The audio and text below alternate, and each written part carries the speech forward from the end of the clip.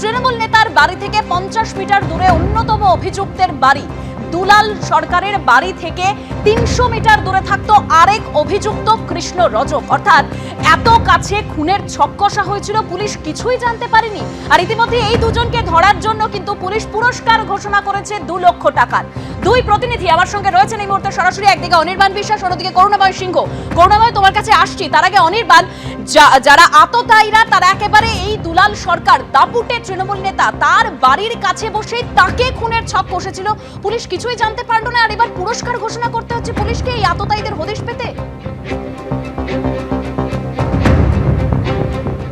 দেবস্মিতা, দেখো, মানে এটাই কিন্তু কঠিন বাস্তব যে একেবারে দুলাল সরকার তার বাড়ির 200 মিটারের মধ্যে কিন্তু গোটা পরিকল্পনা সারা হয়েছে। তুমি জানো যে গতকাল অমিত রজককে গ্রেপ্তার করা হয়েছিল, তার বাড়ির দূরত্ব এখান থেকে মেরে কেটে 150 মিটার। কৃষ্ণা রজক যেই মুহূর্তে পলাতক রয়েছে, যার অন্য নাম হচ্ছে রোহন, যার নাম প্রথম থেকে উঠে আসছিল, তার বাড়ি 200 মিটারের মধ্যে। এবং সবচেয়ে কাছে বাবলু যাদব, তার বাড়ি হচ্ছে মাত্র 50 মিটারের মধ্যে। এবং এই যে 3 জন দুষ্কৃতী একেবারে 22 নম্বর ওয়ার্ডেই তারা দিনের পর দিন এখানে পরিকল্পনা করলো এবং সেই পরিকল্পনা তারা বাস্তবায়িত করে ফেললো, অথচ গুণাক্ষরও টের পেল না কিন্তু মালদা জেলা পুলিশ। এবং আজকে যখন আমরা এই নিয়ে কথা বলেছিলাম যে কৃষ্ণেন্দ্র রায় চৌধুরীর সাথে, তিনি কিন্তু পরিষ্কার বলছেন যে পুলিশের কিন্তু একটা বড় ইন্টেলিজেন্স ফেলিয়ার হয়েছিল। এবং তার থেকেও বড় কথা যে বেশ কয়েকদিন ধরে যেহেতু এই দুলাল সরকার তার গতিবিধি নজরদারির মধ্যে রেখেছিল এই সমস্ত দুষ্কৃতীরা, সেই বিষয়েও কিন্তু গুণাক্ষরের কিন্তু টের পাননি পুলিশের কেউ।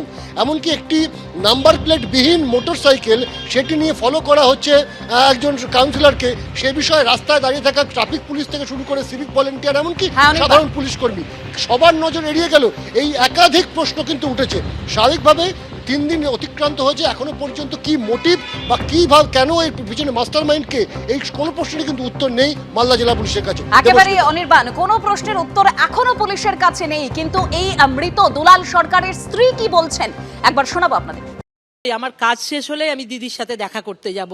দিদির কাছে আমার যা বক্তব্য আমি সেটা বলবো। আমি কি মনে করছি, আমার কি মনে হচ্ছে, আমি কি শুনতে পাচ্ছি, কি জানতে পারছি, আমি সমস্ত কিছু দিদিকে জানাবো। আসলে একদিক দিয়ে ধরতে গেলে ইন্টেলিজেন্স ফেল করেছে, যেটা আমি মনে করি প্রত্যেকের সিকিউরিটিকে করা দেখা উচিত।